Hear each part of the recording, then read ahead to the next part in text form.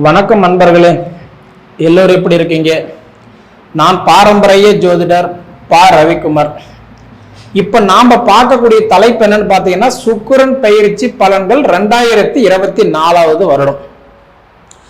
கிட்டத்தட்ட இந்த ரிஷப ராசிக்கு சாதகமா இருப்பாரா இல்ல பாதகமா இருப்பாரா அப்படின்னு பாத்தீங்கன்னா, ரிஷப ராசிக்கு வரக்கூடிய நட்சத்திரங்கள் முதல்ல என்னென்ன அப்படின்னு பாத்தீங்கன்னா, இன்னைக்கு சூரியனுடைய நட்சத்திரமான கார்த்திகை நட்சத்திரம் 2ஆம் பாதம், 3ஆம் பாதம், 4ஆம் பாதம். அதன் பிறகு வரக்கூடிய இன்னைக்கு சந்திரனுடைய நட்சத்திரமான ரோகிணி நட்சத்திரம் 4 பாதங்கள். அதன் பிறகு பாத்தீங்கன்னா செவ்வாயுடைய நட்சத்திரமான மிருகசீரிஷ நட்சத்திரம் 1ஆம் பாதம், 2ஆம் பாதம்.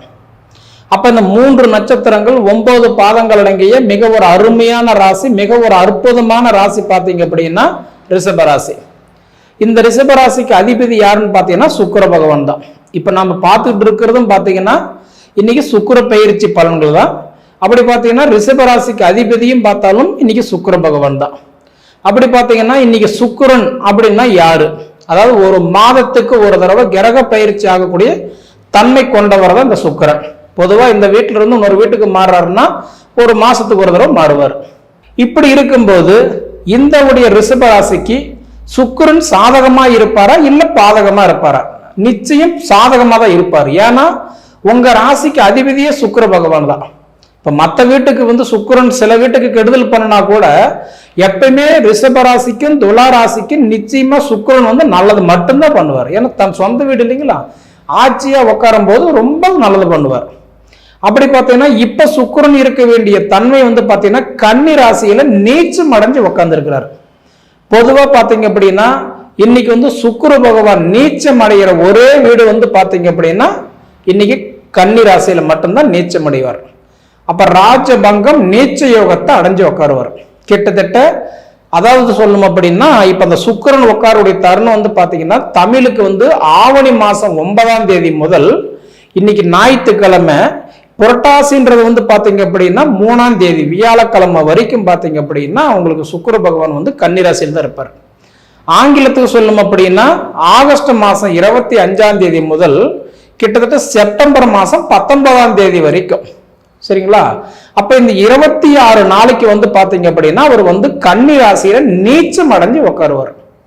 அப்ப ராஜபங்கம் நீச்ச யோகத்தை அடைகிறார். அப்படி அமையக்கூடிய இந்த தருணத்துல பாத்தீங்கன்னா இப்ப பொதுவா பாத்தீங்கன்னா ஒரு பார்வை அப்படின்றது 5, 7, 9ஆம் இடத்துக்கு எப்பயுமே கண்டிப்பா நல்லது பண்ணுவார். பொதுவான ஒரு பார்வை. அப்ப அந்த 5, 7, 9ஆம் இடத்தை பார்க்கும்போது இன்னைக்கு உங்க ராசிக்கு பார்க்கும்போது இப்ப ரிஷப ராசிக்கு 5ஆம் இடமா யாரு பாக்குறீங்கன்னு பாத்தீங்கன்னா கன்னி ராசி பாக்குறீங்க.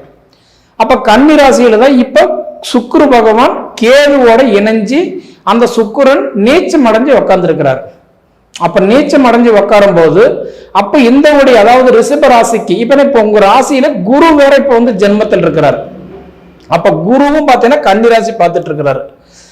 மேனத்திலிருந்து ராகு பகவானும் கன்னி ராசி பார்த்துட்டு இருக்கிறாரு. அப்ப உங்க ராசிக்கு 5ஆம் இடமா கன்னி ராசி பாக்குறீங்க. கன்னி ராசியில தான் இப்ப உங்க ராசிக்கு அதிபதியே சுக்கிர பகவான் இன்னைக்கு நீச்சம் அடைஞ்சு உட்கார்ந்து இருக்கிறாரு.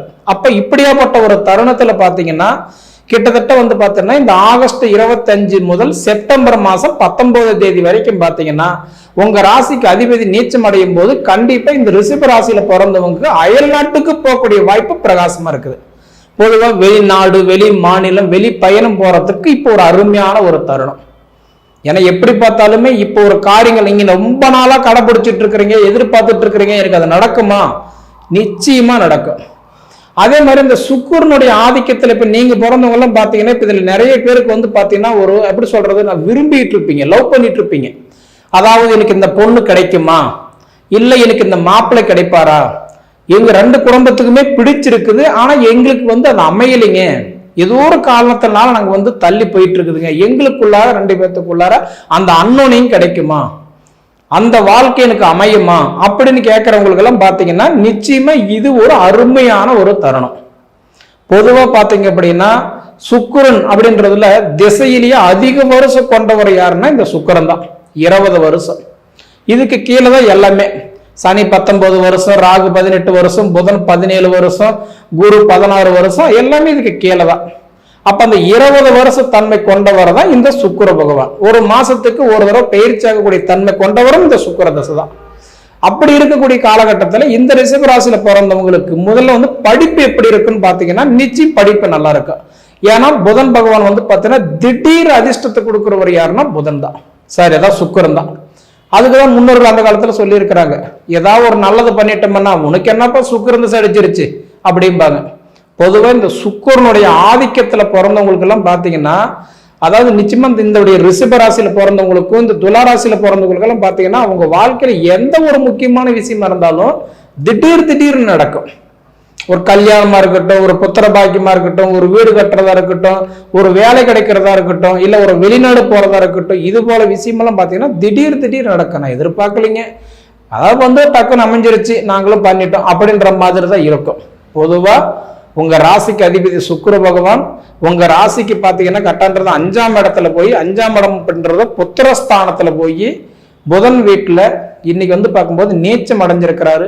அப்ப 5ஆம் இடத்துக்கு அதிபதி புத்திரஸ்தானமா இருக்கிறதுனால அப்ப உங்களுக்கு இந்த ரிஷப ராசியில பிறந்தவங்களுக்கு எல்லாம் பாத்தீங்கன்னா இந்த குழந்தை பாக்கியம் இல்லாத இருப்பாங்க நிறைய பேர். அதுக்காக வேண்டி நிறைய செலவு பண்ணியிருப்பாங்க, நிறைய டைம் வந்து வேஸ்ட் பண்ணியிருப்பாங்க. போகாத கோயில் இல்லை, கும்பிடாத தெய்வம் இல்லை, வைக்காத வேண்டுதல். ஏன்னா குழந்தை பாக்கின்றது 1000 காலத்து பயிர் மாதிரி. அதனால பாத்தீங்கன்னா நிறைய பேருக்கெல்லாம் வந்து குழந்தைன்றது ஒரு வரமாவே இருந்திருக்கும். அப்படி இருந்தவங்களுக்கெல்லாம் உங்க சுய ஜாதகத்துல நிச்சயமா நல்லா இருந்துச்சு அப்படின்னா இந்த ஆகஸ்ட் 25 இருந்து செப்டம்பர் 19 தேதிக்குள்ளார நிச்சயமா உங்களுக்கு குழந்தை செல்வம் கண்டிப்பா கொடுத்துருவார். ஏன்னா உங்க ராசிக்கு 5ஆம் பாவகத்துல உங்க ராசிக்கு அதிபதி இன்னைக்கு வந்து அதாவது நீச்சம் அடைஞ்சு உட்கார்ந்துருக்கிறார். இது ஒரு நல்ல ஒரு தருணம், சரிங்களா? அதே மாதிரி அப்படி இருக்கும்போது இன்னைக்கு நிறைய பேருக்கு அந்த இடம் வாங்குறது வீடு கட்டுறதெல்லாம் இது ஒரு கனவாவே இருக்கும். பொதுவாக பார்த்தீங்கன்னா ரொம்ப நாளா யோசிப்பீங்க, பண்ணலாமா கட்டலாமா வாங்கலாமா என்ன பண்றது, ஒண்ணுமே நம்மளால பண்ண முடியல அப்படின்ற ஒரு குழப்பம் நிறைய இருக்கும். ஆனா அப்படி இருக்கிறவங்களுக்கு எல்லாம் பார்த்தீங்கன்னா இந்த உடைய அதாவது சுக்கிர பயிற்சி எல்லாம் ஒரு அருமையான ஒரு தருணம். உங்க ராசிக்கு அதிபதி இப்ப சுக்கிர பயிற்சி ஆகக்கூடிய தருணம் எல்லாம் பார்த்தீங்கன்னா அருமையான ஒரு தருணம். அப்ப வந்து பார்த்தீங்கன்னா இந்த சுக்கிரன் பயிற்சி புத்திர பாக்கியத்துக்கு சூப்பரா கொடுத்திருக்கிறாரு. அடுத்தது திருமணம் சார்ந்தது 7ஆம் இடம் அப்படின்னு வந்து பாத்தீங்கன்னா விருச்சிக ராசி. இப்ப உங்க ராசிக்கு வந்து 7ஆம் இடத்தை விருச்சிக ராசி பாக்குறாரு. அப்ப விருச்சிக ராசிக்கு வந்து பாத்தீங்க அப்படின்னா இப்ப அந்த செவ்வாய் பகவான் 2ல குடும்பத்துல நட்புல இருக்கிறாரு. பொதுவா 2ஆம் இடத்துல உங்க ராசிக்கு அதிபதி இருக்கிறாரு. இப்ப அப்படி இருக்கும்போது அதாவது 2ஆம் இடம்ன்றது குடும்பஸ்தானம், தனஸ்தானம். அப்ப எந்த காலத்துக்கு கொண்டு பார்த்துட்டீங்கன்னா அப்ப உங்களுக்கு 100% இன்னைக்கு திருமணம் தடையா இருந்தவங்களுக்கு இந்த உடைய அதாவதுன்றது நான் சொன்ன மாதிரி செப்டம்பர் 19 தேதிக்குள்ளார நிச்சயமா உங்களுக்கு திருமணம் தடைகள் இருந்தாலும் விலகறதுக்கு வாய்ப்பு இருக்குது. ஒரு ஆல்ரெடி பார்த்து யோசிச்சு முடிவார கண்டிஷன் கூட நின்று போனவங்களுக்கு கூட இப்ப அது மீண்டும் நடக்கிறதுக்கு ஒரு வாய்ப்பு இருக்குது. ஆனா மொத்தத்துல வந்து பாத்தீங்கன்னா ரிஷபராசிக்கு புத்திர பாக்கியம் நல்லா இருக்குது. திருமணம் நின்று போனவங்களுக்கு மீண்டும் எடுத்து வந்து செய்யறதுக்கு வாய்ப்பு இருக்குது. அயல்நாட்டுக்கு போகக்கூடிய ஒரு அருமையான ஒரு தருணம் இதை எடுத்துக்கலாம். மனை அமைச்சு கட்டி உட்கார்றதுக்கு இது ஒரு சரியான ஒரு நேரம். கண்டிப்பா ரொம்ப நாளா எதிர்பார்த்துக்கிட்டு பண்ணலாமா வேண்டாமா ஏன் தாமதமாவது எதுக்காக தடையா இருக்குதுன்னு யோசிச்சு உட்கார்ந்துட்டு இருக்கிறவங்களுக்கு எல்லாம் பாத்தீங்கன்னா இந்த சுக்கிரன் பயிற்சி ஒரு அருமையான ஒரு தருணம், சரிங்களா? அப்படி இருக்கும்போது 9ஆம் இடமா மகர ராசி பார்க்கிறாரு. இப்ப உங்க ராசிக்கு 9ஆம் இடம் மகர ராசி பார்க்கும்போது அப்ப இந்த மகர ராசிக்கு அதிபதி சனி 10ல் இருக்கும்போது கிட்டத்தட்ட பாத்தீங்கன்னா இப்ப சொந்த தொழில் செய்துகிட்டு இருக்கிறவங்களுக்கு இந்த சுக்கிரன் பயிற்சி சூப்பரா இருக்கும். சுய பிசினஸ் சொந்தமா வேலை செய்யறவங்களுக்கு அது எந்த ஒரு பொட்டி கடையில் இருந்து ஐடி கம்பெனி வரைக்கும் பாத்தீங்க அப்படின்னா சுய பிசினஸ் பண்றவங்களுக்கு இந்த சுக்கிர பயிற்சி சூப்பரா இருக்கும். ஏன்னா தொழில் காரகன் தொழிலுக்கு அதிபதியே இன்னைக்கு வந்து 10ஆம் இடத்துல உட்கார்ந்துருக்கிறாரு. உங்க ராசிக்கு 10ல் உட்கார்ந்துருக்கிறாரு.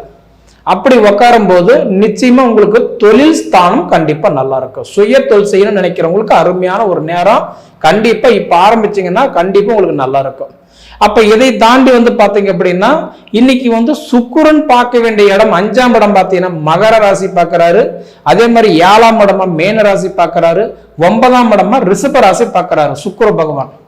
அப்படி வந்து பாத்தீங்க அப்படின்னா மகர ராசிக்காரங்களுக்கு வந்து இப்ப 5ஆம் இடமா பார்க்கும்போது இப்ப மகர ராசிக்காரங்களுக்கு இப்ப 7 நடக்கும்போது ஆனா சனி உடையது அதாவது அதிபதியில இருக்கிறதுனால கண்டிப்பா வந்து பாத்துட்டீங்கன்னா குடும்பத்துக்குள்ளார சங்கடங்கள் நிறைய பேருக்குள்ள இருக்கும்.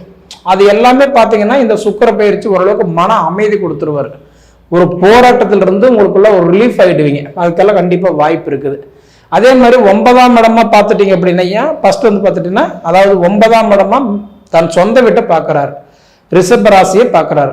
அப்போ ரிஷப ராசி வந்து அந்த சுக்கிர பகவான் கன்னி ராசியிலிருந்து உங்களுக்கு 9ஆம் இடமா ரிஷபத்தை பார்க்கும்போது தந்தைக்கும், அதாவது தாய் தந்தைக்கும் சகோதரன் சகோதரிக்குள்ளார பிரிவினையாகி சங்கடத்தோட விலகி வெளியில வந்தவங்களுக்கு எல்லாம் பார்த்தீங்கன்னா மீண்டும் சேர்றதுக்கு இப்ப இது ஒரு அருமையான ஒரு தருணம்.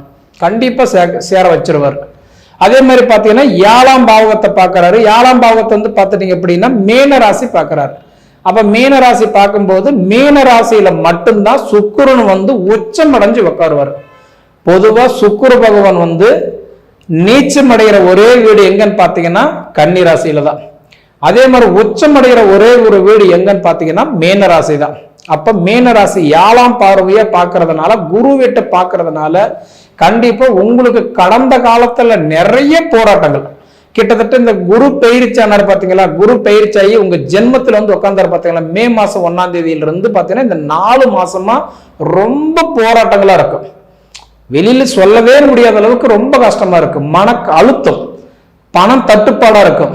ஒரு வகையில பாத்தீங்கன்னா இன்னைக்கு வீடு கட்டுவீங்க, தோட்டத்துறை வாங்குவீங்க, மாடி மாளிகை வாங்குன்னு சொல்றதை விட கடன் இல்லாத நான் நல்லா உட்காருவேனா. ஏன்னா குரு வந்து உங்களுக்கு வந்து மேசத்துல இருந்து என்னைக்கு ரிஷபத்துல உங்க ஜென்மத்துல வந்து உட்கார்ந்தாரோ இந்த 4 மாசமும் உங்க வாழ்க்கை ரொம்ப போராட்டமா தான் இருக்கும். அதனால பாத்தீங்கன்னா இந்த சுக்கிர பயிற்சி உங்களுக்கு ஒரு ஆறுதலா நிறைய மாற்றத்தை கண்டிப்பா கொடுத்துருவாரு. 100% இந்த ஆகஸ்ட் 25 இருந்து செப்டம்பர் 19 தேதிக்குள்ளார கண்டிப்பா உங்க வாழ்க்கையில நிறைய மாற்றங்கள் நடக்கும். இதை தவிர உங்க சுய ஜாதகம் எப்படியோ அது ஒரு தடவை பார்த்துக்கிடுங்க. சரிங்களா? சரி நேயர்களே, இதுக்கு முன்னாடி நம்ம தமிழ் ஜோதிடம் நேர சேனலை சப்ஸ்கிரைப் பண்ணாதவங்க சப்ஸ்கிரைப் பண்ணிக்கோங்க. உங்க நண்பர்களுக்கு ஷேர் பண்ணுங்க. இது தவிர உங்க பொன்னான நேரத்தை ஒதுக்கி எவ்வளவு நேரம் என்னோட காணொலியை நீங்க முழுமையா பார்த்ததுக்கு மனசார மனசுல இருந்து கேட்டுக்கிறேன். நன்றிங்க.